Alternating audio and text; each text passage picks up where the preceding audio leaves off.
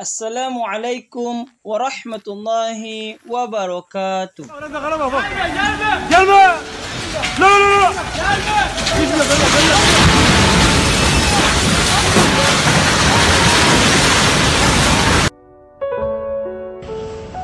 Turki dihantam gempa bumi dengan kekuatan 7,8 skala Richter dan 7,5 skala Richter dalam selang waktu beberapa jam pada Senin tanggal 6 Februari tahun 2023 pagi.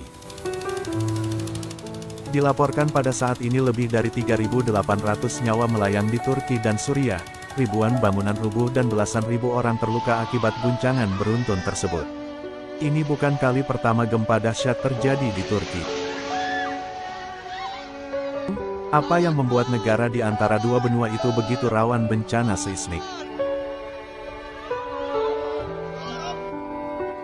Gempa kemarin adalah yang terkuat sejak gempa yang juga berkekuatan 7,8 skala Richter meluluhlantakkan Provinsi Erzincan pada 1939 dan sampai merenggut 30.000 nyawa.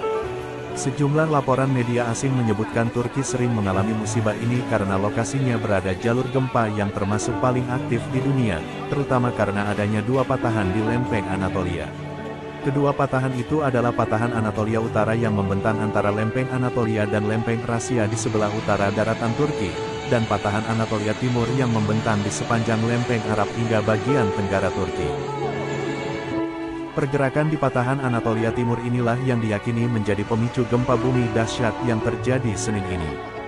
Faktanya, gempa yang mengguncang tanggal 6 Februari ini sendiri berepisentrum di Turki bagian tenggara yang berdekatan dengan perbatasan Turki-Suriah. Guncangan gempa juga dirasakan di Siprus yang berada di Laut Tengah atau Mediterania, Lebanon yang berbatasan dengan Suriah, dan Mesir. Tim pencari dan penyelamat Turki dan Suriah tengah berusaha mencari korban yang masih tertimbun rangkaian bangunan yang ambruk diguncang gempa. Pihak berwenang Turki mengungkapkan 1.718 unit bangunan ambruk dan 2.023 orang terluka. Tim SAR segera dikirimkan ke daerah-daerah tertimpa gempa, kata Presiden Turki, Recep Tayyip Erdogan via Twitter, Senin. Kapan dan di mana gempa ini persisnya terjadi?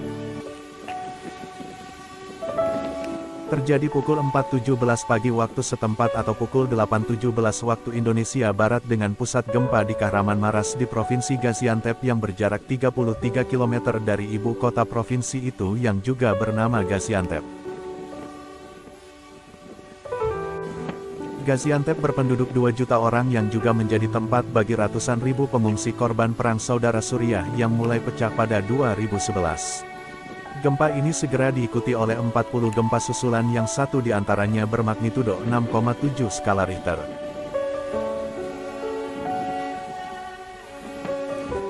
Menurut Chris Elders dari School of Earth and Planetary Sciences pada Universitas Curtin di Perth, Australia, gempa susulan ini membentang sepanjang sampai sekitar 200 km di sepanjang garis patahan besar, yakni Sesar Anatolia Timur, di sepanjang bagian tenggara Turki. Mengapa gempa ini begitu mematikan? Chris Elders mengungkapkan gempa ini amat dahsyat dan menghancurkan karena kedalamannya yang hanya 18 km permukaan bumi atau sangat dangkal.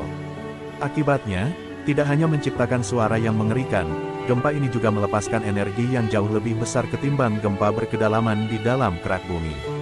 Bahkan seorang pakar gempa Turki mendesak pemerintah negara ini memeriksa retakan pada beberapa bendungan yang berada di kawasan gempa guna mengantisipasi kemungkinan bendungan-bendungan itu jebol sehingga menciptakan banjir bandang. Sebagian wilayah Turki berada persis di atas lempeng Anatolia yang memiliki dua patahan besar, yakni patahan Anatolia Utara dan patahan Anatolia Timur. Lempeng ini bersinggungan ke selatan di lempeng Arab. Karena letak geologisnya itu seperti beberapa wilayah Indonesia dan negara-negara rawan gempa lainnya seperti Iran dan Jepang, Turki adalah satu dari zona-zona gempa paling aktif di dunia. Gempa berkekuatan hampir sama, tepatnya magnitudo 7,4 skala Richter pernah mengguncang Turki pada 1999 untuk menewaskan lebih dari 17.000 orang, termasuk sekitar 1.000 orang di kota terbesar di negara itu di Istanbul.